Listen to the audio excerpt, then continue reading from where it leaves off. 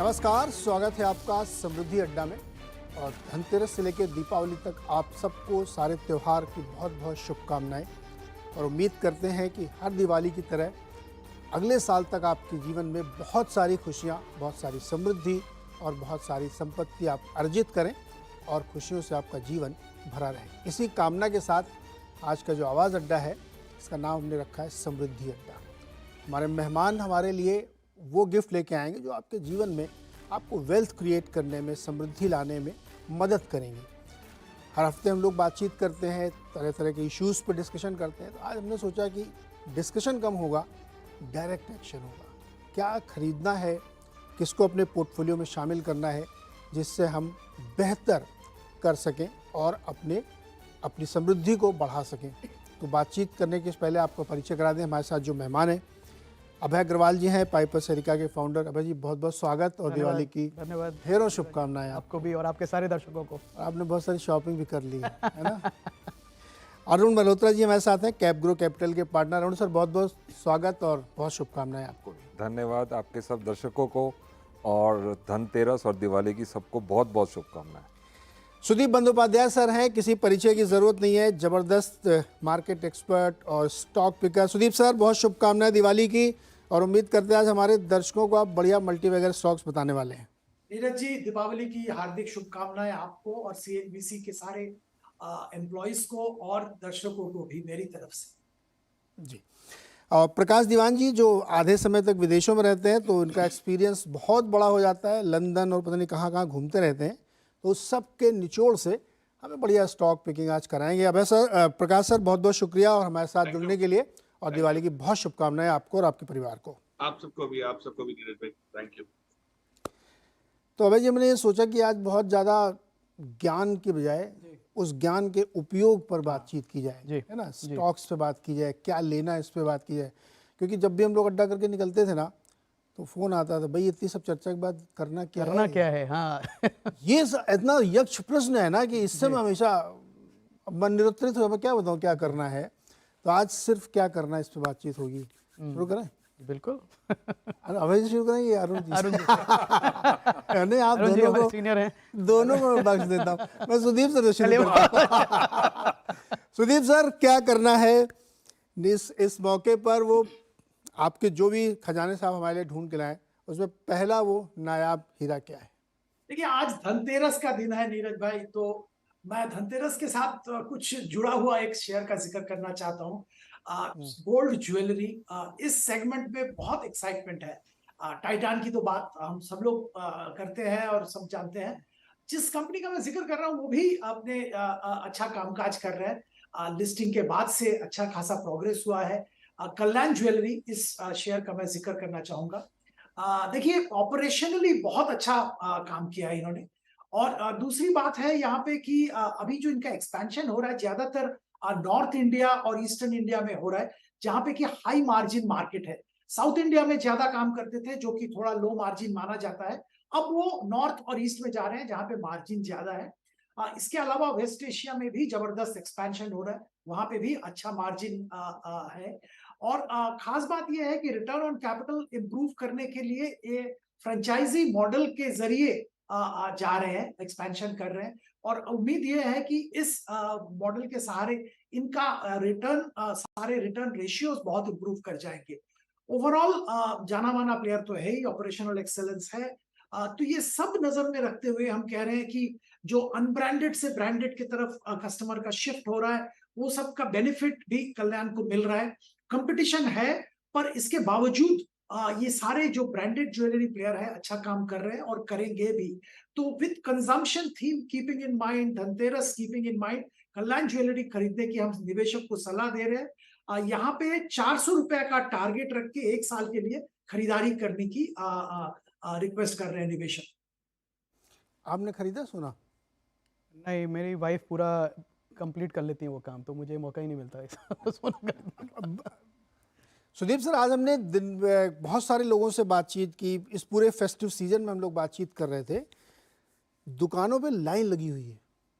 और एक जगह तो मुझे ये भी देखने को मिला कि कैश काउंटर पे क्यू बना हुआ है। मैं सोने खरीदने के लिए क्यों लगी हुई है कि भाई मेरा बिल ले लो आप। अब इस तरीके की डिमांड इस फेस्टिव सीजन में, और कॉइन्स नहीं बिक रहे ज़्यादा, ज्वेलरी बिक रही है। मैरिज सीजन भी आ रहा है तो उसके चक्कर में ये मोटे मोटे कड़े। नीरज जी भाई, जी सुदीप सर।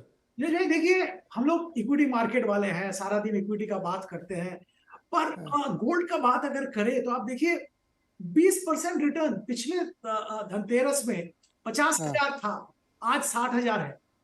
तो 20% रिटर्न तो ये एसेट क्लास दे चुका है।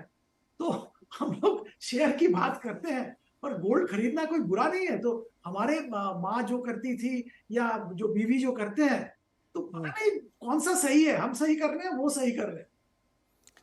ऐसा कहा जाता है कि एक एक कितना 10 ग्राम सोना औसत घरों के रेगुलर खर्चे के लिए पर्याप्त होता है, 50-60 हज़ार रुपये। तो वो प्राइस पिछले 100 सालों से बना हुआ है, आज भी वैसे ही है। और ये बात सही कह रहे हैं, पिछले 9 साल का अगर आप रिटर्न देखें उसने इक्विटी को बीट किया है। कितनी बुराई आप कर लें, लास्ट 9 ईयर का रिटर्न इक्विटी से ज़्यादा गोल्ड में आया है। तो ये एक बढ़िया पिक आपके लिए कल्याण ज्वेलर्स। और इनका बिजनेस मॉडल है कि जितने स्टोर आप खोलेंगे उतना ज़्यादा आपकी टॉप लाइन एक्सपेंड होगी, क्योंकि सोना खरीदने के लिए आदमी को एक आउटलेट चाहिए, जो ये एक्सपेंड कर रहे हैं। तो ये बढ़िया पहला पिक आया कि टाइटन तो सब जानते हैं, लेकिन उस स्टॉक के लिए जहाँ पे ग्रोथ की अपार संभावनाएं, अभी इनके लिए ग्रोथ का पूरा रास्ता खुला हुआ है। अब मल्होत्रा जी कुछ तो बताइए ना सर, क्या करना है? आई थिंक हमारे हिसाब से मेरा तो एक पर्सनल फेवरेट है फाइनेंशियल सेक्टर। आज के दिन पे लोग गाड़ियां खरीद रहे हैं। अभय जी ने एक नई गाड़ी ऐसे खरीदी इशारा किया है, आपने। अभय जी ने नई एक गाड़ी खरीदी है, लोग गोल्ड खरीद रहे हैं। ये पैसा का अल्टीमेटली फ्लो कहाँ जा रहा है? बैंकों के पास जा रहा है, और बड़े बड़े बैंकों के पास जा रहा है, और वो चीप होते जा रहे हैं। ग्रोथ आ रहा है, वैल्यूएशन पे चीप है, ग्रोथ है। और नॉर्मली ये बैंकिंग फाइनेंशियल सेक्टर ना सिर्फ एक ही कंसर्न रहता है कि जो आपने पैसा दिया वो आप कलेक्ट कर पाएंगे कि नहीं कर पाएंगे, एनपीए साइकिल। और मुझे लगता है कि पूरा सिस्टम डीलेवरेज्ड है, तो अभी एनपीए साइकिल काफी दूर है। जो लोग थोड़े कह रहे हैं 50,000 से नीचे के लोन पे थोड़ी प्रॉब्लम आ रही है, but bottom of the pyramid कहीं ना कहीं प्रॉब्लम है। बट ऊपर जो भी कंजम्पशन हो रहा है, कंजम्पशन ले लीजिए, कैपेक्स ले लीजिए, वहां पर फाइनेंशियल सेक्टर आपका अच्छा करेगा ही करेगा। तो मेरी पिक तो फाइनेंशियल सेक्टर है। 2-3 साल से लार्ज कैप बैंक्स बिल्कुल मूव नहीं हुए हैं, ग्रोथ जबरदस्त आ रहा है, और कंसर्न कोई भी नहीं है एसेट बुक में, एसेट क्वालिटी में। तो आपको आंख मीच के चुपचाप खरीदारी करनी नहीं चाहिए। Banking sector, large cap, private या सरकारी? सरकारी काफी रनअप हो चुके हैं, प्राइवेट? मेरा प्रेफरेंस प्राइवेट सेक्टर में रहेगा। लार्ज कैप में प्राइवेट 3 ही 4 हैं। हाँ, 4 टॉप के 4-5 जो भी हैं, उन 4 में कोई भी चुन ले या कोई एक। 4 में अगर आप देखें तो सबका ग्रोथ 18-20% के करीब है। कोई 2.3 है, कोई 2.5 है, कोई 2.1 बुक होगा, उतना ही फर्क है। जिसकी जो प्रेफरेंस है, मैं तो कहूंगा जिसका जहां बैंक अकाउंट है वो वाला बैंक खरीद लो। ले भाई, और लाइफ आसान हो गई। लाइफ आसान हो गई आपकी। 4 टॉप बैंक है, बताने की जरूरत नहीं, सबको मालूम है ना? ICICI bank, axis bank, HDFC, Kotak. अब इन 4 में जहां आपका अकाउंट है वो वाला स्टॉक आपके लिए पिक है। हाँ जी। या आप बहुत PSU में एसबीआई एक ऐसा हाथी है जो इतना लार्ज बैंक होते हुए भी, लार्जेस्ट बैंक होते हुए भी, still has the ability and the capability because of the technology which they have implemented, grow करता रहेगा आगे जाके। 5वां एक और ऑप्शन है। तो भाई आप बहुत ज़्यादा अगर आप दिमाग लड़ा रहे हैं तो फिर बुक वैल्यू वगैरह देख लीजिएगा, नहीं तो जहाँ पे आपका अकाउंट है टॉप बैंक्स में आप फोकस कर सकते हैं। नाम हमने आपके सामने ले दिए, जो आपको उसमें अच्छा लगे वो। प्रकाश सर, आपकी तरफ से क्या आने वाला है पहला गिफ्ट? नीरज भाई देखिए, ये जो साल गया ना, इसमें एक चीज हम सब लोग सीखे हैं कि पीएसयू स्टॉक्स को, सरकारी ओनरशिप वाले बिजनेसेस को आप नजरअंदाज बिल्कुल नहीं कर सकते। बोलबाला ये था कि हर चीज प्राइवेट सेक्टर, आईटी में, ऑटो में, इसमें उसमें चलेगी, लेकिन चली क्या है? पीएसयू चले। और उसमें भी आप देखिए पीएसयू अक्रॉस द बोर्ड चले, ये नहीं कि सिर्फ डिफेंस चला है या सिर्फ पावर चला है। आप कोई भी चीज पीएसयू के ले लीजिए, चलिए रेलवे में देखिए, एनर्जी साइड पे देख लीजिए, हाइड्रोकार्बन सेक्टर के, इंफ्रास्ट्रक्चर, हर जगह। तो मैंने भी एक चीज ऐसी चुनी कि मैंने कहा सरकार सबसे बड़ी ओनरशिप वाली जो चीजें संभाल के रखी है, और आगे चल के बिजनेस कंटिन्यूटी को देखते हुए जिस हिसाब से माहौल बन रहा है, पहली पिक मेरी है इंडियन ऑयल। अब आप बोलेंगे इंडियन ऑयल तो सबको पता है, इसमें नई चीज क्या है? मसाले वाली कोई चीज नहीं है, लेकिन जो असली असली जो समृद्धि का जो सार कहाँ से निकल रहा है कि हाल में इन्होंने जो रिजल्ट्स डिक्लेयर किए उसमें मार्केटिंग मार्जिन्स भी ठीक ठाक आए, जो उम्मीद नहीं थी, क्योंकि इन्होंने तेल के भाव, कच्चा तेल बढ़ता रहा लेकिन बढ़ा नहीं पाए थे, फिर भी मार्केटिंग मार्जिन्स में मार इतना नहीं पड़ा, रिफाइनिंग मार्जिन्स इतने अच्छे आए, और जो कैपेसिटी इन्होंने यूज की है उससे 17,000 करोड़ का क्वार्टरली प्रॉफिट बना लिया। अब आप इसको देखिए, अगर ये क्वार्टरली रन रेट यही रहा तो साल के एंड तक 50,000 करोड़ तक का मुनाफा बन सकता है। और मार्केट कैप आपको क्या मिल रही है आज, मैंने आज का तो देखा नहीं क्लोजिंग के हिसाब से, बट रफली ये 1,35,000 करोड़ के करीब होगी। तो आपको ये चीज 3 के पी से भी नीचे मिल रही है, और यही ऐसा बिजनेस किसी को और सेट करना हो। हाँ, मैं भूल गया, डिविडेंड आपको एक और आ गया, 5% डिविडेंड, 90-95 रुपए पे डिविडेंड आ गया, तो वो उसकी यील्ड आप देख लीजिए, 6 महीने में आ जाएगा आपको ये। सो ये सब देखते हुए मुझे लग रहा है कि अभी भी हमारे यहाँ पीएसयू में जो एसेट रीसेट हुआ है, एसेट रिवैल्यूएशन हुआ है, या जिसकी शुरुआत हुई है, वो कुछ कंपनीज में बाकी रह गया है, और उनमें से एक कंपनी है। तो कुछ करे बिना इसको लेके लॉन्ग टर्म में पकड़ के रखना है। इस टाइप का एसेट आपको बनाने में बहुत मेहनत लग सकती है, समय लग सकता है, लागत लग सकती है। वो आज आपको बहुत सस्ते में मिल रहा है, तो कहीं ना कहीं ये रीसेट होगा तो अच्छा खासा अपसाइड इसमें भी आ सकता है। ये बड़ी अच्छी बात की प्रकाश जी ने। इंडियन ऑयल को रिप्लेस करना बड़ा मुश्किल है, इतने ज़्यादा इनके पास एसेट्स हैं और इतने मैसिव हैं और इतना कैपेक्स इन्होंने किया और रोज़ करते रहते हैं। खैर ये लोग आज की तारीख में अगर आप देखें तो स्क्रीमिंग वैल्यूएशंस में है तीनों OMCs, इतनी सस्ती है जिसका कोई जवाब नहीं है कि आप जाएंगे तो आंख बंद करके आप इसको देखेंगे तो इतने सस्ते आपको दिखेंगे। और इंडियन ऑयल जो ये मतलब जायंट है, बहुत बड़ी इक्विटी है इनकी, स्टिल स्टॉक ने इतना बेहतरीन प्रदर्शन पिछले कुछ दिनों किया, और वो मतलब बांध के आपने रखा है इसको। अभी जरा चुनाव के बाद दाम बढ़ाने दो पेट्रोल डीजल के जो आपने खरीदा है तो उसके बावजूद इतना बढ़िया प्रदर्शन है। तो इंडियन ऑयल तो नो डाउट बहुत ही सस्ते वैल्यूएशन पे तीनों OMCs अवेलेबल, लेकिन वो IOC।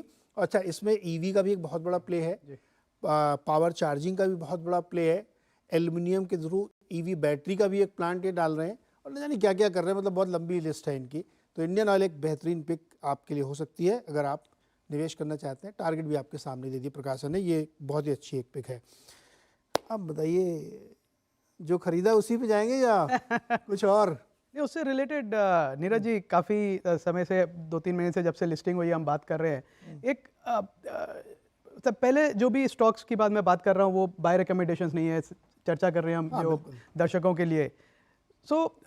मुझे एक स्टॉक है जो लार्ज कैप है, अभी रिसेंटली लिस्ट हुआ है, जियो फाइनेंशियल सर्विसेज, और मैं जितना भी रिसर्च कर रहा हूँ, जितना भी उसको देख रहा हूँ, वो मुझे इस वैल्यूएशन पे बहुत अट्रैक्टिव लग रहा है। और वो इसलिए लग रहा है क्योंकि फाइनेंशियल सर्विसेज एक स्केल का गेम है। अगर आपके पास स्केल है, बड़ी बैलेंस शीट है, तो आप टैलेंट जो हायर करते हैं वो टॉप टैलेंट हायर कर सकते हैं आप टीम बनाने के लिए। दूसरा, आप जो टाई अप्स कर रहे हैं पार्टनर्स के साथ, म्यूचुअल फंड्स के साथ या इंश्योरेंस कंपनीज के साथ, या फिर अपना बिजनेस बढ़ाने के लिए OEMs के साथ जिनको आप फाइनेंस करना चाहते हैं कंज्यूमर ड्यूरेबल में, वो एक स्ट्रेंथ बहुत बड़ी है। बैलेंस शीट की स्ट्रेंथ है, आप फिजिकल डिस्ट्रीब्यूशन बना सकते हैं, टेक्निकल डिस्ट्रीब्यूशन, डिजिटल बना सकते हैं, और साथ में आपको एक ग्रुप का बड़ा प्लेटफॉर्म मिल रहा है।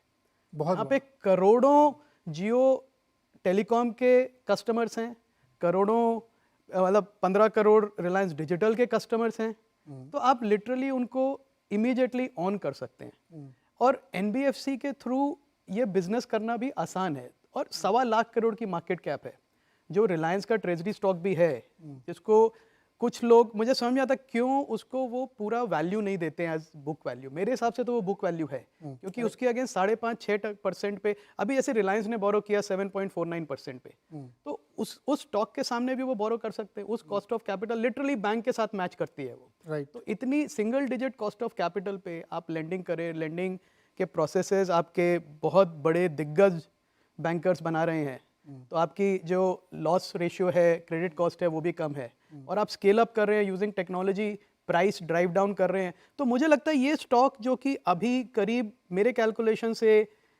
1.5 टाइम बुक वैल्यू पे चल रहा है, अगले साल इसी समय जब हम अगले संवत में डिस्कशन करेंगे, मुझे लगता है ये बहुत नेक्स्ट लेवल में, प्राइस एक्सपेक्टेशन नहीं देना चाहता, पर बहुत अच्छा रिटर्न देगा, मेरी ये उम्मीद है, क्योंकि अभी भी लोगों को इन्होंने जो काम दिया है वो दिख नहीं रहा है और वो दिखना शुरू हो जाएगा 2-3 महीनों में और उसके बाद स्टॉक रीरेट होगा।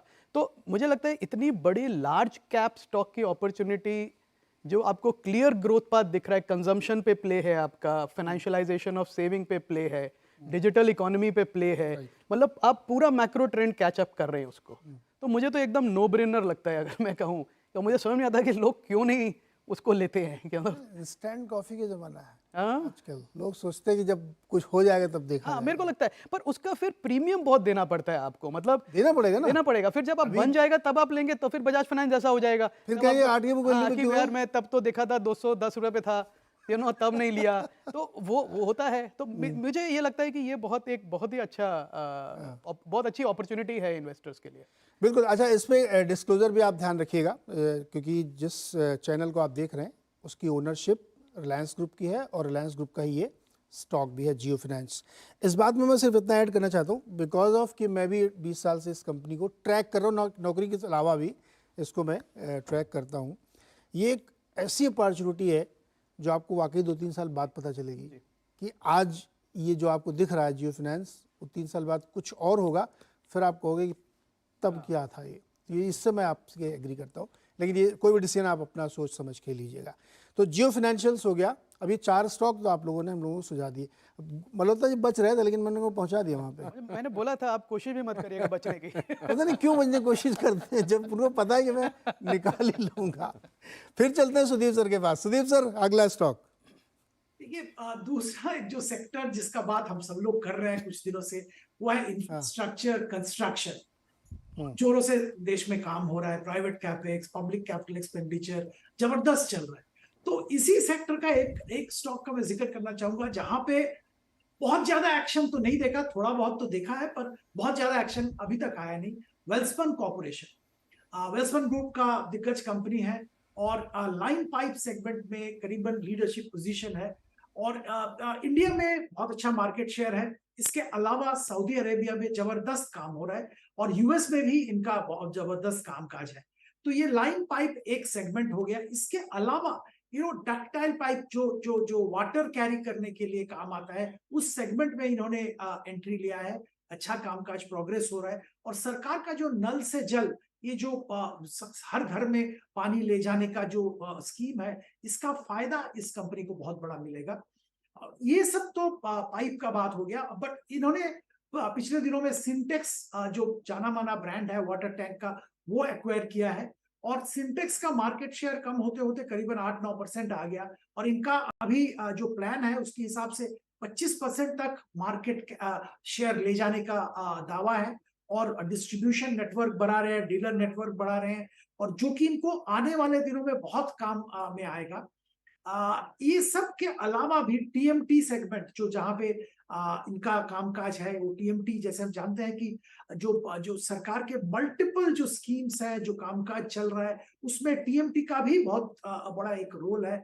तो ये सारे जो प्रोडक्ट्स हैं, वो आज का जो इंफ्रास्ट्रक्चर एक्सपेंशन हो रहा है, जो कैपिटल गुड्स में काम हो रहा है, वो सबके साथ, हाउसिंग में काम हो रहा है, सबके साथ जुड़ा हुआ है और शेयर प्राइस भी ऐसा कुछ भयंकर बड़ा नहीं जो कि बहुत सारे इस सेगमेंट्स के कंपनी का बढ़ गया है। तो यहाँ पे हम 600 रुपए का टारगेट लेके खरीदारी की सलाह दे रहे हैं निवेशक को 1 साल के लिए। Interesting play. इसमें थोड़ी सी रिसर्च मेरी है कि जितनी भी प्रकार की पाइप कंपनी, चाहे वो मेटल पाइप की हो या प्लास्टिक पाइप की हो, आप किसी भी कंपनी को उठा के देख लीजिए, सबकी ग्रोथ आपको बहुत ही रोबस्ट दिखेगी, क्योंकि इंडिया में ये काम बहुत हो रहा है। इस सेगमेंट में बहुत सारी कंपनीज हैं और वेलस्पन कॉर्प, नो डाउट इनकी बहुत सारी खबरें आती रहती हैं कि विदेशों से कि कितने 1000 टन का ये सबको ऑर्डर इनको मिलता रहता है। तो वेलस्पन कॉर्प एक और बेहतरीन पिक आपके लिए जो अपने पोर्टफोलियो में आप शामिल कर सकते हैं। प्रकाश सर, आपका अगला स्टॉक। नीरज भाई, धनवंतरी के याद में, मतलब आज धनतेरस है तो धनवंतरी जी को याद करके थोड़ा हेल्थ के ऊपर भी फोकस करें, तो मैंने एक फार्मा स्टॉक चुना। पैसे की बात हो गई, तेल की बात हो गई, ज्वेलरी की बात हो गई, एक फार्मा भी लिया जाए। उसमें एक कंपनी है, अगेन कंपनी का नाम सुना हुआ होगा आपने, लेकिन इस कंपनी में जो चेंज आया है वो हाल में पिछले 1 साल में है। वो कंपनी का नाम है मार्क्संस फार्मा। कंपनी कुछ कॉम्प्लिकेटेड काम नहीं करती है। लेकिन रेगुलेटेड मार्केट्स में जो बड़े कंपेटिटिव माने जाते हैं वहां पे जेनेरिक फार्मास्यूटिकल फॉर्मुलेशन बेचती है। मतलब इनकी कुछ एक दो चीजों में बहुत अच्छी पकड़ है। उसमें खास करके जो मार्केट्स में ये है वहां पे ओटीसी प्रोडक्ट्स भी बेचता है ये, मतलब ओवर द काउंटर जो बिना प्रिस्क्रिप्शन के बिकते हैं, और कई जगह प्रिस्क्रिप्शन वाले भी होते हैं। तो इन्होंने बड़ी बड़ी कंपनियों के साथ व्हाइट लेबलिंग का काम बहुत किया हुआ है। तो मैंने जब पहली बार ये कंपनी का नाम सुना था या इससे वाकिफ हुआ था, मैं यूके में बेल्स हेल्थ केयर करके एक कंपनी है, उसके प्रोडक्ट्स बड़े मिलते हैं आपको। सर्दी जुकाम हो गया तो आप आइबुप्रोफेन या पैरासीटामोल या कुछ लेते हैं, तो वो देखा मैंने कि बनाता कौन है, तो लिखा था उसमें इनका नाम आया। तो वहां से ढूंढते ढूंढते समझ आएगी ये कंपनी कर क्या रही है। अब इसने पिछले साल अपनी बैलेंस शीट को बहुत अच्छी तरह सुधारा है। इन टर्म्स ऑफ जो डेट था घटा दिया, कैश इनकी बुक्स पे आ गया। FY23 मार्च जब क्लोज किया इन्होंने तो 170 करोड़ तो कैश लेके बैठे थे, और ये पहले डेट हुए होते थे, और 3 साल बाद कंपनी फाइनली प्रॉफिटेबल हुई है। सो मतलब एक अच्छे खासे प्रॉफिट पे आना शुरू हुई है। अब 1800-1900 करोड़ की सेल जो हुई है, अब ये पिछली तिमाही के नंबर्स 2 दिन पहले ही आए हैं मेरे ख्याल से, उसमें भी अगर आप देखेंगे तो वो इम्प्रूवमेंट अब बहुत क्लियरली एक ट्रेंड बनता जा रहा है, पकड़ता जा रहा है। सो इनके जो पाइपलाइन है, जो अप्रूवल्स इनके पास ऑलरेडी है, और इन्होंने टेवा फार्म करके कंपनी ली है जिसका गोवा में यूनिट है, ये R&D में बहुत स्पेंड कर रहे हैं। और जो जो पाइपलाइन में इनके प्रोडक्ट्स हैं वो जैसे जैसे मोनेटाइज होते जाएंगे, इसमें कोई कॉम्प्लिकेटेड चीज भी नहीं है। जैसे हम समझते रहते हैं लुपिन को, सिप्ला को, सन को कहीं ना कहीं दिक्कतें आती रहती हैं, ये होता है, इनके पास ऐसा कोई प्रॉब्लम वाला एरिया नहीं है। मार्केट छोटा है नो डाउट, लेकिन ये अच्छी तरह उसका वो कर सकते हैं। सो मुझे ये समझ आ रही कि यहाँ से अगर आप देखो, मतलब मार्केट कैप भी देख लीजिए या इसके रिटर्न रेशियोज देख लीजिए, तो हर उस पे पहलू पे ये खरा उतरने की उसमें दिख रही है, गुंजाइश दिख रही है। और इसके बाद जो ग्रोथ है अच्छी स्ट्रॉन्ग बैलेंस शीट को लेके, ये एक्विजिशन को लेके, मुझे लगता है कि ये कंपनी में बहुत बढ़िया एक जिसको हम कहते हैं ऑपरेटिंग लेवरेज की, 100 रुपए की सेल बढ़ेगी तो आपका 25 रुपए प्रॉफिट होता था, वो अब 200 जब सेल हो जाएगी तो ये 25 का 50 नहीं होगा, ये 55 होगा। तो ये धीरे धीरे करके ऑपरेटिंग लेवरेज बढ़ता जाएगा। एबिटा मार्जिन देख लीजिए, gross profit margin 50% gross profit margin पे करती है कंपनी काम। सो उस हिसाब से अब डेट घटेगा तो पैट में भी आपको इंप्रूवमेंट दिखेगा। सो ये सब चीजें अभी आज ज्ञान नहीं देंगे, सिंपल चीज है कि एक फार्मा कंपनी अगर कोई छोटी मोटी लेनी है तो ये मिड कैप फार्मा है। इस बहुत ज्यादा इंस्टीट्यूशनल प्ले अभी नहीं है, लेकिन आज लेके रखें, 1-2 साल में इसका अच्छा खासा हुलिया बदल जाएगा, पॉजिटिवली चेंज आ सकता है। तो यहाँ से अभी भी आपको एक अपसाइड इसमें 20-25% की बनती हुई दिख सकती है। ओके, मार्क्संस फार्मा और बहुत सारी चीज़ें बताई, लंदन का अपना एक्सपीरियंस भी बता दिया कि मैंने वहीं लिया था दवा। ये फ़ायदा होता है घूमने फिरने का। आपको भी फार्मा पसंद है क्या? हाँ, फार्मा में, हाँ जी बिल्कुल, मैं प्रकाश जी की बात से एकदम सहमत हूँ। आई थिंक फार्मा में अपॉर्चुनिटीज़ जैसे उन्होंने बताया mid cap small cap space में भी है। मुझे लगता है लार्ज कैप स्पेस में भी इंडियन फार्मा कंपनीज ने पिछले 4-5 साल से कोई परफॉर्मेंस नहीं दिखाई है। एक टाइम पे था ये सेक्टर बहुत फेवरेट सेक्टर होता था एनालिस्ट का, इन्वेस्टर्स का, पर अंडर परफॉर्मेंस की वजह से क्योंकि रिटर्न नहीं होता तो लोगों का फिर नज़रिया भी बदल जाता है, फिर नैरेटिव नए बन जाते हैं कि भाई कुछ रिटर्न नहीं है, मल्टीपल गिर रहा है तो गिरता ही रहेगा। पर मुझे लगता है कि कुछ कंपनीज हैं लार्ज कैप फार्मा में जिन्होंने काफ़ी मेहनत की है पिछले 2-3 साल में अपने बिजनेस को रीस्ट्रक्चर करने के लिए, ज़्यादा वैल्यूएबल बनाने के लिए। तो शॉर्ट टर्म में अगर पेन भी लेना पड़े उन्होंने लिया है। तो उसमें जो मुझे पसंद है नीरज जी, वो है डॉक्टर रेड्डीज़। और डॉक्टर रेड्डीज़ इसलिए क्योंकि एक तो साइज़ का एडवांटेज है, स्केल बहुत बड़ी है। दूसरा जो प्रोडक्ट पोर्टफोलियो वो चेंज कर रहे हैं, फॉर्मुलेशंस पे धीरे धीरे फोकस बढ़ रहा है, बोथ डोमेस्टिक इंडियन मार्केट में और यूएस मार्केट में स्पेशली। सो यूएस मार्केट में जो उन्होंने नई फाइलिंग्स रिसेंटली करी हैं फॉर्मुलेशंस की, अगर उनको पूरा फ़ायदा मिला तो कंपनी का लिटरली साइज़ यहाँ से डबल हो जाएगा 2-3 साल में, और मार्जिन भी बढ़ेगा। और जो डोमेस्टिक बिजनेस है वो भी अच्छा चल रहा है। एक यूएस में ब्लॉकबस्टर ड्रग नोवा नॉर्डिस्क ने जो डेवलप करी, ओजम्पिक करके एंटी ओबेसिटी ड्रग जो उन्होंने लॉन्च करी, इनको वो मिला है ना टेस्टिंग का वो। यस, तो वही मैं उस पर आ रहा था। तो ये बहुत बड़ा, आप मतलब सोच सकते हैं पूरी दुनिया में सबसे बड़ी, अगर बीमारी मैं नहीं कहूँगा पर सबसे ज़्यादा जो प्रॉब्लम है लोगों को वो ओबेसिटी की है। और एक तो क्लिनिकल ओबेसिटी है और दूसरा एक कॉस्मेटिक ओबेसिटी है। लोग कहते हैं मेरा वेट बढ़ गया, मेरे शुगर ज़्यादा। और ये जो ड्रग बनी है ओजम्पिक, ये एक्चुअली डायबिटीज़ के लिए बनी थी। यस। और जिसका डायबिटीज़ के साथ साथ उन्होंने कहा डायबिटीज़ में अगर आपका फूड की क्रेविंग कम हो जाती है, और यूएस में तो बल्कि जो फास्ट फूड रेस्टोरेंट्स हैं उनके स्टॉक प्राइसेस 30% तक करेक्ट हो गए हैं इसके बाद कि इसको खाने के बाद लोगों को क्रीविंग नहीं होगी फास्ट फूड की, तो ओजम्पिक एक मतलब मिरेकल ड्रग उसको लोग कह रहे हैं। अभी भी अर्ली डेज है, पर उसमें डॉक्टर रेड्डीज काफ़ी आगे है बाकी कंपनीज से ओजम्पिक के बारे टेस्टिंग के लिए। तो और सबसे बड़ी बात नीरज जी की जो वैल्यूएशन, अगेन मैं वापस फिर से वैल्यूएशन पे आता हूँ, वो एक बहुत बड़ा मार्जिन ऑफ कंफर्ट देती है। अभी मैं देखूँ डॉक्टर रेड्डीज का फॉरवर्ड मल्टीपल 16 टाइम पे है। मतलब टू मी वो रिडिकुलस लगता है मुझे, क्योंकि वही कंपनी एक समय 35-40 टाइम के मल्टीपल पे चलती थी और उसका वैल्यूएशन जस्टिफाई इसलिए कहा जाता था क्योंकि ये कहते थे तो फार्मा कंपनी है, इसका अर्निंग्स तो बढ़ती रहेंगी। तो इस समय विथ इतने नॉन एक्सपेक्टेशन के साथ कि भाई ये स्टॉक्स में कुछ नहीं होगा, आई थिंक वो इन्वेस्टर के लिए बहुत अच्छा मौका होता है एक अच्छी कंपनी में इन्वेस्ट करने का। तो मुझे लगता है डॉक्टर रेड्डीज भी अब उस इन्फ्लेक्शन साइकिल में है जो 12 महीने में आपको जो उन्होंने मेहनत करी है उसका फायदा पूरा नंबर्स में दिखेगा। और अभी भी जो नंबर्स आए थे क्वार्टरली नंबर्स, वो बेटर देन एक्सपेक्टेड थे। तो वो ऑलरेडी ट्रेंड स्टार्ट हो गया है। मुझे लगता है जैसे जैसे परफॉर्मेंस आएगी, एनालिस्ट भी अपना जो एस्टिमेट्स हैं उनको इम्प्रूव करेंगे और मल्टीपल भी इम्प्रूव होगा। तो 16 टाइम का मल्टीपल अगर 25-27 तक जाता है, 27 टाइम पी मल्टीपल उनका 5 साल का एवरेज रहा है, तो वहाँ तक भी अगर जाता है तो एक तो आपको 50% रिटर्न वहाँ से मिल रही है, प्लस अर्निंग्स ग्रोथ के साथ वो लिटरली मल्टी बैगर हो सकता है एक लार्ज कैप स्टॉक अगले 2-3 साल में। ये बड़ा इंटरेस्टिंग है। ये जो दवा है ना, दर्शकों के लिए कि आप लोग सर्च करिएगा, दुनिया के हुज हू ने अपने को शेप में करने के लिए इस दवा का इस्तेमाल किया है। और इसकी बहुत सारे जो स्टार हैं, मॉडल्स हैं, बड़े बड़े इंडस्ट्रियलिस्ट हैं, उन्होंने इस दवा के ज़रिए अपने किया। अच्छा, ये फार्मा बड़ा होता है, बना किसी चीज़ के लिए रहे, काम कहीं और है। नीली वाली गोली पता नहीं बनी किसके लिए, जुकाम के लिए, काम इधर आई। अब ये दवा अगर सक्सेसफुल हो गई तो वर्ल्ड वाइड आप सोचिए, मतलब वर्ल्ड वाइड तो हो ही रहा चमत्कार।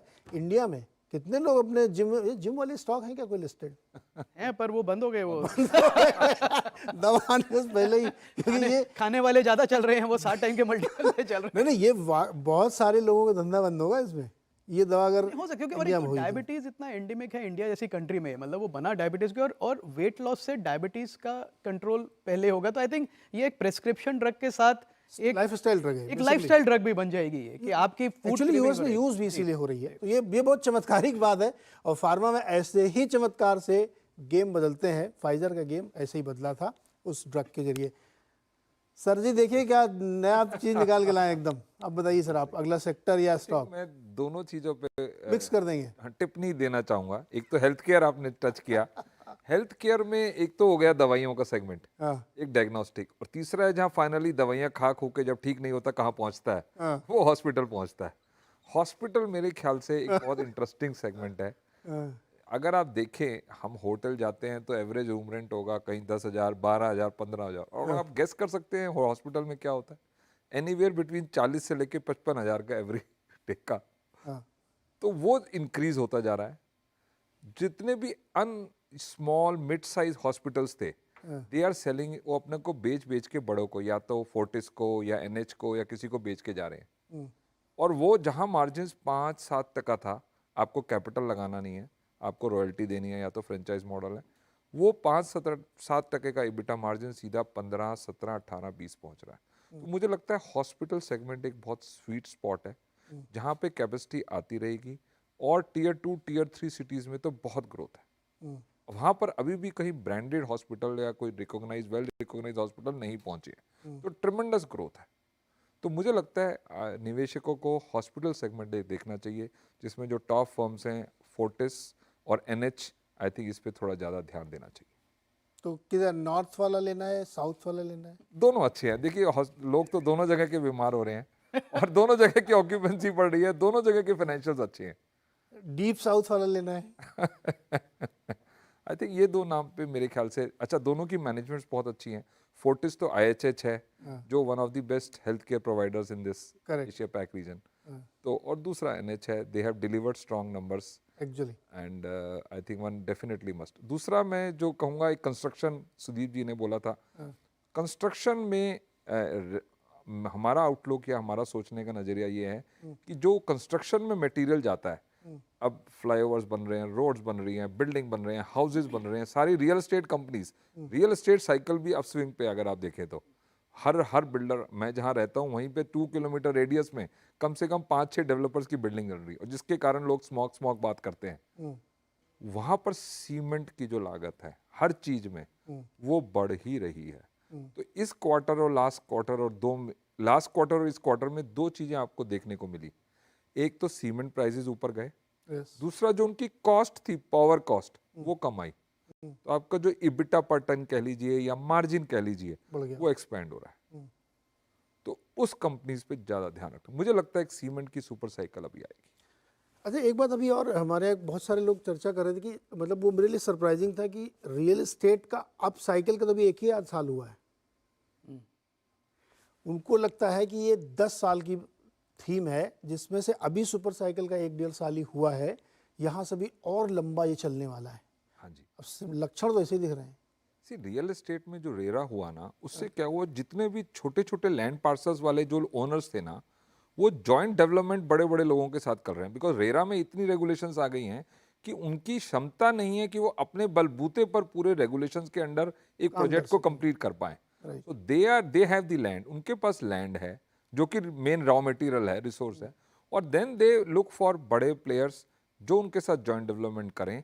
तो उस जॉइंट डेवलपमेंट में काफ़ी ज़्यादा रियल एस्टेट में प्रोजेक्ट्स लॉन्च हो रहे हैं।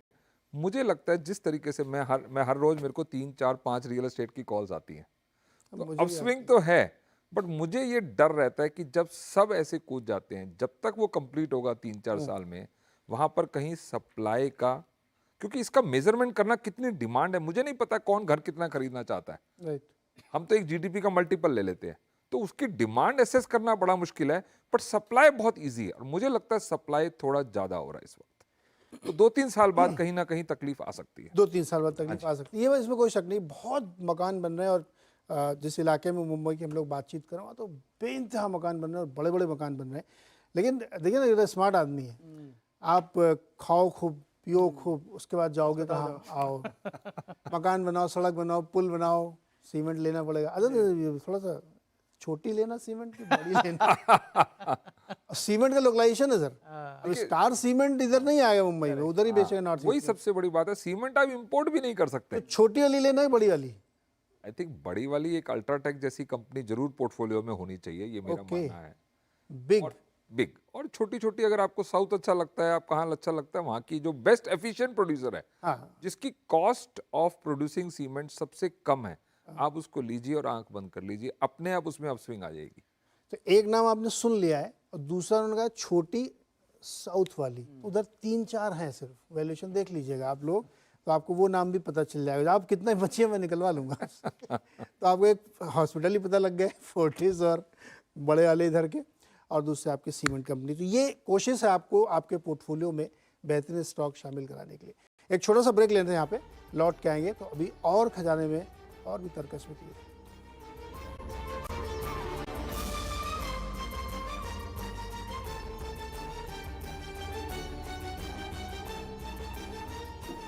स्वागत है एक बार फिर से आपका समृद्धि के अड्डा में। और आज इस अड्डा में आपको सीधे सीधे डायरेक्ट एक्शन वाली चीज़ें बताई जा रही हैं कि अपने पोर्टफोलियो में आप कौन सा स्टॉक शामिल कर सकते हैं, जिससे अगले दिवाली तक या उससे भी आगे तक के लिए आपको बढ़िया रिटर्न मिल सके। तो अब तक हमने लगभग 8 या 9 स्टॉक पे चर्चा की है। प्रकाश सर, अगला क्या है आपके खजाने में? नीरज भाई, दिवाली का टाइम है, रॉकेट तो लगाएंगे, आप कहीं ना कहीं छोड़ेंगे, तो डिफेंस और स्पेस को कैसे इग्नोर कर सकते हैं। तो एक कंपनी मैंने ऐसी चुनी है जो ना सिर्फ डिफेंस और स्पेस में है, एरोस्पेस में है, डिफेंस में है, न्यूक्लियर पावर में है, और कुछ साधारण बिजनेस जो शुगर मशीनरी और ये सब बनाने में भी है। बहुत पुराना नाम है, कम से कम 70-80 साल से कंपनी कर रही है काम, लेकिन काफी तकलीफ में रही थी और अभी तकलीफों से बाहर निकली है। तो मुझे तो ये टर्न अराउंड वाली कंपनी पे वैल्यू थोड़ी ज्यादा दिखती है। कंपनी का नाम है वालचंद नगर इंडस्ट्रीज। अगर आप इस कंपनी की वेबसाइट में जाएंगे तो आपको तब समझ आएगा कि इतनी सी छोटी कंपनी ये सब चीजें करने की कैसे बातें कर रही है। जो एरियाज ऑफ ऑपरेशन उसने डिस्क्लोज वहां किया है, जिसका हुलिया दिया है, वो आप देखेंगे तो कम से कम 10-12 चीजें अलग अलग एरियाज में करते हैं, और हर जगह कुछ बड़ी अच्छी लेवल का काम करते हुए दिखते हैं। जैसे शुगर मशीनरी में हिंदुस्तान से एक्सपोर्ट होने के लिए सबसे पहली मशीनरी जो शुगर फैक्ट्री में लगती है वो गई थी, तो इनके यहाँ से गई थी। तो आप सोच सकते हैं कि किस टाइप का कामकाज हुआ करता था, बट बाद में कई तकलीफें हुई, कुछ डिस्प्यूट्स हुए और उसकी वजह से कंपनी काफी टाइम तक दिक्कत में रही। पिछले 3-4 साल के नुकसान वाले माहौल से प्रॉफिट में पहली बार आई है। 19 करोड़ का प्रॉफिट इन्होंने दर्ज किया। कुछ खास रेवेन्यू बहुत बड़ी आपको नहीं लगेगी, 325 करोड़ के करीब रेवेन्यू दिखेगी। लेकिन इंपॉर्टेंट चीज है कि रेवेन्यू आ कहां से रही है। रेवेन्यू आ रही है ऐसे ऐसे कामों में से जो इस पिछले काफी सालों से जिसपे ये लगे हुए थे। जैसे अभी हमारे यहाँ जो गगनयान का एक एक मिशन लॉन्च हुआ था, उसमें जो मिशन में जो मैंड मिशन है, तो इससे पहले 2 अनमैंड मिशन भेजे गए थे, तो उसमें जो ट्रायल के तौर पे तो एक मॉड्यूल जो अलग होकर निकल रहा है, उसकी मोटर इन्होंने बनाई थी, तो जो सेपरेट होके अपना अलग हो जाता है। तो इस टाइप की चीजें, क्रिटिकल चीजें बना रहे हैं, कंपोनेंट्स बना रहे हैं, हेवी इंजीनियरिंग में है ये लोग। और अब मुझे समझ जो आ रही है कि इस कंपनी ने हाल में कुछ बड़े इन्वेस्टर्स से पैसे जुटा के अपनी बैलेंस शीट को भी स्ट्रेंथन किया, ताकि अगले कुछ सालों में जो काम करे उसमें वर्किंग कैपिटल की कोई आंच ना आए, क्योंकि डेट वेट जो है उसको भी रिटर्न करना पड़ेगा। और आपको आज 750-800 करोड़ की मार्केट कैप पे जो मिल रही है, आप देखेंगे तो लगेगा भाव बहुत बढ़ गया है पिछले 1 साल में, लेकिन अभी मुझे लगता है 800 करोड़ पे जो प्रॉफिट क्षमता इसकी है, वो यहाँ से एटलीस्ट 2-3 गुना हो सकती है अगले 2 साल में। और जब वो हो जाएगी तो आपको ये कंपनी बहुत सस्ती लगने लगेगी, मतलब वैल्यूएशन मतलब स्ट्रेच नहीं लगेगा। तो मुझे लगता है एक इसको देखा जा सकता है, वैल्यू पिक है, थोड़ा सा पेशेंटली आपको होल्ड करना पड़ेगा, क्योंकि टर्न अराउंड सिचुएशन में टाइम लग सकता है। ओके, वालचंद नगर इंडस्ट्रीज न्यूक्लियर रिएक्टर जो बनते थे उसमें भी इनका कंट्रीब्यूशन होता था। बहुत पुरानी कंपनी है और बहुत क्रिटिकल काम करती है ये, प्रिसाइज काम करती है ये, और अब ये अपने उस बुरे समय से निकल के अच्छे दौर में आ गई, जहाँ पे इस पे आप ध्यान दे सकते हैं। सुदीप सर, नेक्स्ट स्टॉक आपका। नीरज जी देखिए, प्रकाश जी ने, अरुण जी ने, अभय जी ने और हमने भी बहुत सारे सेक्टर्स की बात कर ली, और एक सेक्टर का मैं यहाँ पे जिक्र करना चाहूंगा जिसका बहुत चर्चा चारों तरफ है, और बहुत ही मतलब ग्लोबली बहुत ही हॉट सेक्टर कहा जा सकता है, इलेक्ट्रिक मोबिलिटी। और इस सेक्टर से जुड़ा हुआ इंडिया का एक कंपनी जो कि ग्लोबल ओईएम कंपनीज के ओईएम है, इंडियन कंपनीज का ओईएम है, सोना बीएलडब्ल्यू। दिग्गज कंपनी है, अपने क्षेत्र में कामकाज कंटिन्यूअसली बढ़ा रहे हैं, और इनका सारे मैन्युफैक्चरिंग अभी electronic manufacturing, electronic vehicle manufacturing की तरफ इन्होंने ट्वीक कर दिया है, जिसके जरिए कामकाज में बहुत प्रोग्रेस हो रहा है। रिटर्न रेशियोज बेहतरीन है और परफॉर्मेंस भी बहुत अच्छा चल रहा है। ऑर्डर बुक तगड़ा तो है ही, और भी ऑर्डर कंटिन्यूअसली मिल रहा है। नोवेलिक बोल के कंपनी इन्होंने एक्वायर किया, उसके जरिए इस क्षेत्र में उनका पकड़ और भी बढ़ रहा है, और कुछ टाई अप्स भी इन्होंने किए हैं कुछ कंपनीज के साथ, जिसके जरिए इनका इलेक्ट्रिक मोबिलिटी में और भी बड़ा हिस्सा आ रहा है।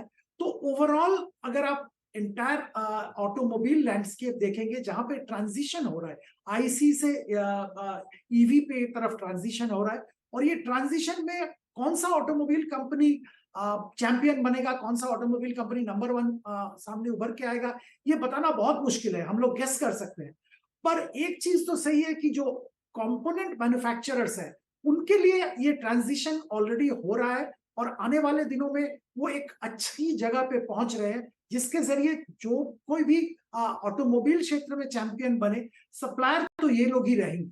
तो उसी में से एक कंपनी सोना बीएलडब्ल्यू, यहाँ पे मैं 700 रुपए का टारगेट रख के खरीदारी की निवेशक को सलाह दे रहा हूँ। बहुत इंटरेस्टिंग है। इसके जो सीईओ है ना, विवेक विक्रम सिंह, बहुत ही बढ़िया नेचर के यंग आदमी। तो रिजल्ट सब बन के आते हैं तो हम लोग बातचीत करते हैं, तो बैक टू बैक मैंने कई बार इनके किए। उनसे बातचीत करके ही आपको लगेगा कि इस बंदे का विज़न बहुत दूर तक है, और टॉप कंपनीज वर्ल्ड की जो ईवीज़ हैं सबके लिए इनका काम है। तो अभी रीसेंट क्वार्टर जब भी बीता है, इसमें हम लोगों ने बातचीत की, तो उन्होंने बताया कि हमारा कितनी बड़ी ऑर्डर बुक हो चुकी है, और इस समय करंटली जब हम लोग बात करें तो ईवी थोड़ा सा ठंडे उसमें जा रही है ना, कई रिपोर्ट्स आप पढ़ते होंगे कि ईवी में थोड़ा सा दिक्कत आ रही है, स्टिल इनकी बुक ग्रो कर रही है। एग्जैक्टली जो डिज़ाइन कंपनी केपीआईटी टेक है, उसको भी आप कभी बात करें तो उनको मतलब कोई फर्क ही नहीं पड़ता, ऑटो इंडस्ट्री में कुछ भी चल रहा हो, हमारा तो धंधा वैसे ही चलता रहता है। सोना BLW is one of them, जिनको ईवी का बड़ा प्ले मिल रहा है, उसमें से एक सोना बीएलडब्ल्यू है। इसको भी अपने आप पोर्टफोलियो में शामिल कर सकते हैं। ईवी नहीं, हाँ, ईवी तो डेफिनेटली बहुत बड़ा स्पेस है, उसमें कोई डाउट नहीं है। पर मेरी तीसरी जो मेरा पिक रहेगा नीरज जी, वो अगेन एक वैल्यू बाइंग की तरह मैं कहूँगा उसको, क्योंकि एक ऐसा स्टॉक है जो काफ़ी सालों से पिटा हुआ, पूरा सेगमेंट पिटा हुआ है एग्रो केमिकल्स का।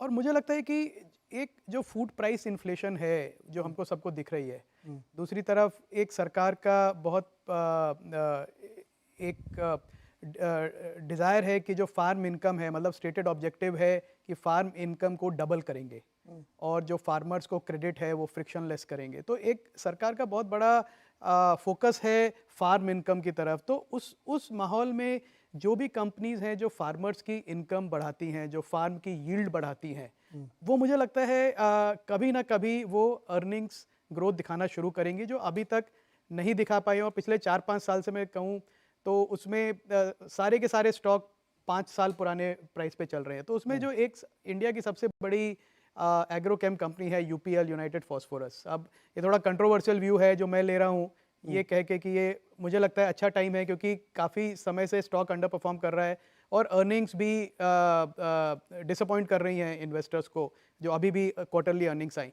पर एक मेरा ये नज़रिया है कि 30-32 करोड़ के मार्केट कैप पे आपको दुनिया की 5वीं सबसे बड़ी एग्रोकेम कंपनी मिल रही है इस एनवायरनमेंट में जहाँ पे फूड प्राइस इन्फ्लेशन बढ़ने ही वाला है, मतलब कम नहीं होने वाला है। अब फार्म इनकम, जो फार्मर्स की इनकम है वैसे ही डिप्रेस्ड है और एक बहुत बड़ा पॉलिटिकल मुद्दा है ग्लोबली। अभी तक क्या हो रहा है कि जो चाइना की डंपिंग की वजह से काफ़ी जो कमोडिटाइज्ड एग्रोकेमिकल्स हैं वो ब्राज़ील जैसे मार्केट में जहाँ पे प्रेजेंट हैं, यूएस जैसे मार्केट में, यूरोप जैसे मार्केट में अंडर प्रेशर हैं। पर वो एक साइक्लिकल प्रेशर है। अब ये नहीं हो सकता कि चाइना हमेशा ही डंप करता रहेगा, कभी ना कभी वो प्राइसेस बढ़ेंगे। और इनके बिजनेस में क्योंकि इतने बड़े मैन्युफैक्चरर्स हैं, ऑपरेटिंग लेवरेज बहुत ज़्यादा है कि अगर आपको थोड़ा भी प्राइस बढ़ता है तो आपके बॉटम लाइन में इमीडिएटली रिफ्लेक्ट होता है।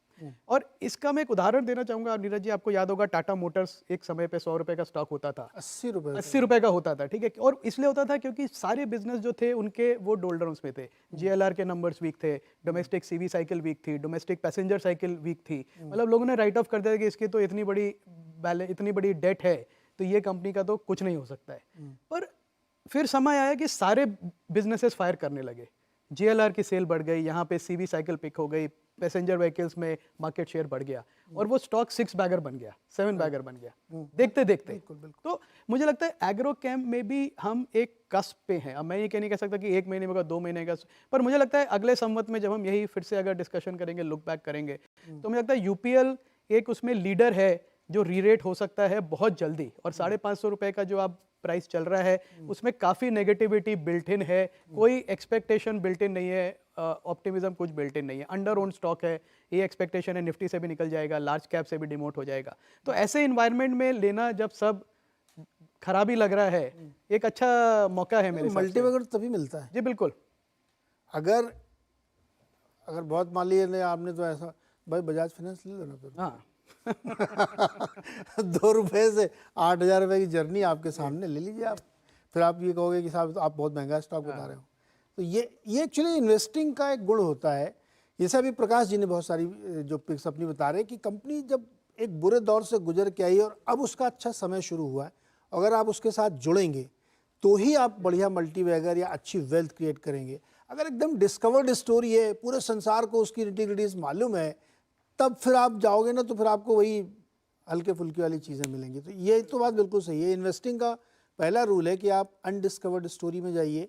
और जब कंपनी एक ऐसे फेज से गुजरी जहाँ किसी को पसंद नहीं आ रही, से आपके 2 स्टॉक ऐसे हो गए, सब लोग सोच रहे हैं कि जियो फाइनेंस में क्यों लगाए तो वैसे ही लोग सोचेंगे इसमें क्यों लगाए।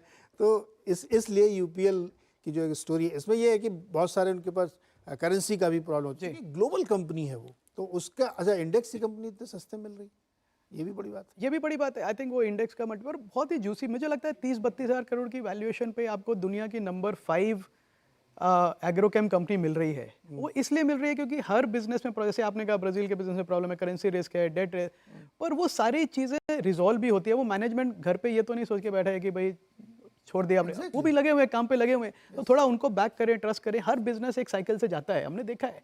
अब टाटा मोटर का आपको उदाहरण दिया 2 साल पहले, 2 साल पहले, बिल्कुल। अभी मेरे क्वेरी भी आई थी 80 रुपये का, उसके बाद था हमने ये कब था भाई बोला अभी था, ये 2020 में ही था 80 रुपये का। कोविड के टाइम में मुझे याद है उसका जो डीबीआर था 33 रुपये पे बिकता था, 33-40 रुपये पे। और आज आप देखिए कहाँ खड़ा है टाटा मोटर्स। और अभी भी वही डेट भी है, ग्लोबल रिस्क भी है, चाइना में मंदी चले तो उसका भी रिस्क है, बिल्कुल। लेकिन फिर भी टाटा मोटर्स वहाँ है, तो ये आपको देखना पड़ेगा सर। खुद बता देंगे कि हाँ, या मैं पूछूं? ठीक है, आप ले लो, फिर एक ट्राई मार लो आप। आई थिंक जैसा आपने जो IC to EV बोला ना, वो एक बहुत बड़ी थीम है। उसको डाइसेक्ट करना अभी मेरे ख्याल से हम लोगों के लिए बड़ा मुश्किल है। करेक्ट। कौन अल्टीमेट विनर होगा, कौन सा सेगमेंट विनर होगा। बट एक आई थिंक बैटरीज, मुझे लगता है एक उस पर ध्यान देना चाहिए। हमारे यहाँ 2 बड़े प्लेयर्स हैं, अमर राजा और एक्साइड।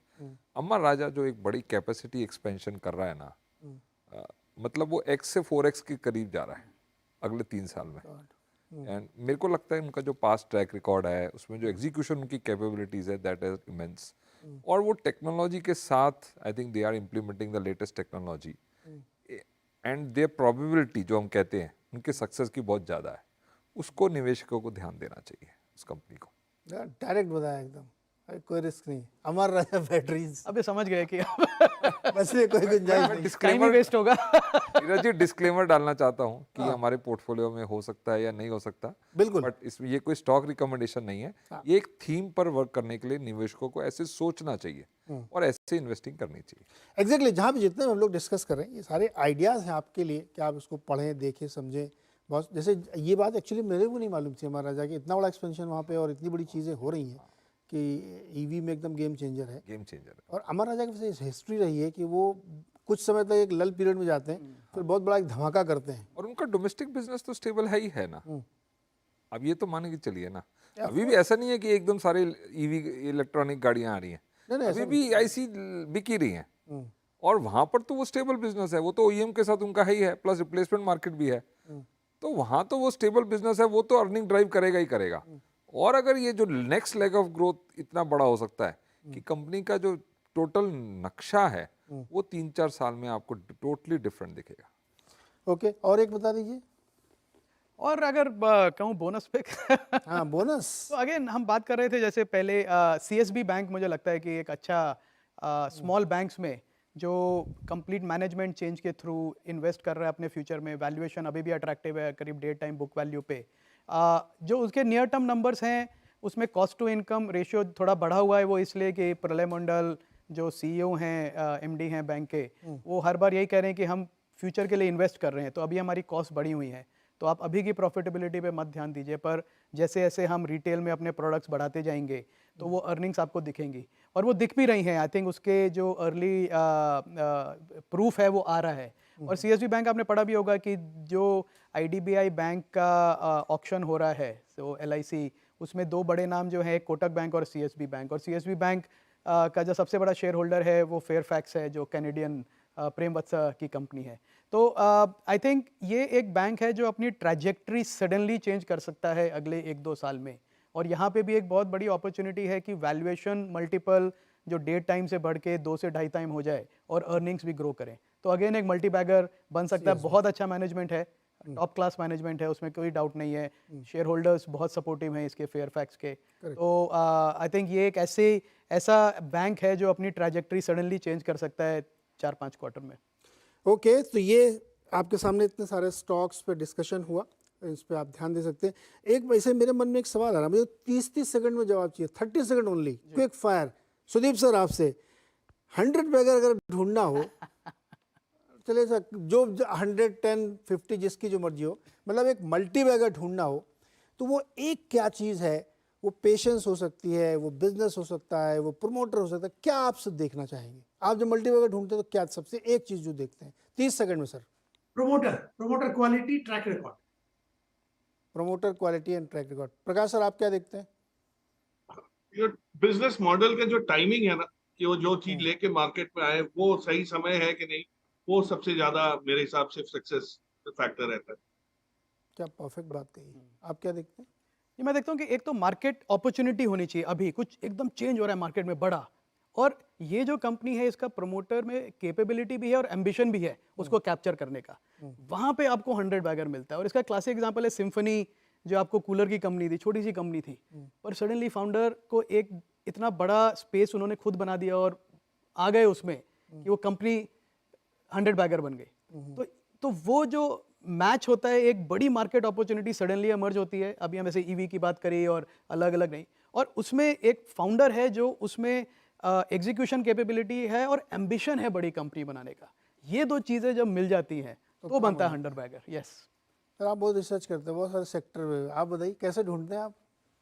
मैं डिस्ट्रेस ये मान के चलता हूँ कि मल्होत्रा जी का संतोष नहीं होता जब तक 3-4 गुना वाला स्टॉक ना मिले, राइट? तो उनको वहाँ नीरज जी, हम ना वो जो कबाड़ी वाला, हमारे नॉर्थ में कबाड़ी वाले की एक मेंटेलिटी होती है, वो क्या करता है, वो ढूंढता रहता है। कूड़े में से 10 गुना निकालता है। तो मेरी वो मेंटेलिटी है कि हम कूड़े को ध्यान से देखते हैं और कूड़े में देखते हैं कि हम इतना कूड़ा इकट्ठा देखते हैं, उसको एनालाइज करते हैं और उसमें से एक दो चीज ऐसी निकलती है जो हमारा 5 रुपए का स्टील की वायर लेते हैं, हम बेचते हैं उसको 30 रुपए या 40 रुपए में। क्या बात है। तो डिस्ट्रेस कंपनीज या तो ब्लड ऑन द स्ट्रीट हो, ब्लड इन द सेक्टर हो या डिस्ट्रेस हो, बट सिर्फ एक ही हमारा फोकस रहता है कि ये कंपनी सरवाइव करनी चाहिए। जैसा अभी अभय जी ने टाटा मोटर कहा, टाटा मोटर डीवीआर में बिल्कुल क्लियर था, सबको पता था सरवाइव करेगी। आज वो अच्छा, आपका गैप भी 60% बढ़ गया था डीवीआर और मेन कंपनी में, वो गैप भी रिड्यूस हुआ, सीवी साइकिल भी आप आई, आपका यूके मार्केट भी ठीक हुई, वहां से आपका वो स्टॉक जो 50-55 पे खुद टाटा मैनेजमेंट खरीद रही थी, वो आज 9 टाइम हो गया 3-4 इस साल सब का निचोड़ ये है कि आपकी पारखी नज़र होनी चाहिए। और उस पारखी नज़र को क्या देखना है कि गुड क्वालिटी मैनेजमेंट, टाइम सही होना चाहिए जिस समय वो बिजनेस लेकर, जो प्रकाश जी कह रहे हैं, और उनको मिला के वो स्केल अप कर सके। अगर ये है मल्टी बैगर का फार्मूला। और ये जो इतनी सारी चर्चा यहाँ पे हुई है, इसमें से भी आप ढूंढिए कि ये चारों पैमाने पे कहाँ कौन सा स्टॉक फिट हो रहा है, तो डेफिनेटली आपको मल्टी बैगर मिलेगा। ज़्यादातर हम लोग पोस्टमार्टम में पाते हैं कि ये मल्टी बैगर था, लेकिन कोशिश करते रहना चाहिए क्योंकि हमेशा आपको अपॉर्चुनिटीज़ रहती है, केवल देखने की ज़रूरत होती है। इसी के साथ इस शो के हम यहाँ समाप्ति करेंगे। आप सब लोगों को बहुत बहुत शुक्रिया, दिवाली की ढेरों शुभकामनाएं, और इस उम्मीद में कि अगली दिवाली हम लोग बैठेंगे तो बहुत सारे वेल्थ क्रिएट कर चुके होंगे, और उसमें से एक ज़रूरी है कि आपकी हेल्थ भी आपके लिए वेल्थ है, उस पर ज़रूर ध्यान दीजिएगा। बहुत बहुत शुक्रिया हमारे साथ जुड़ने के लिए।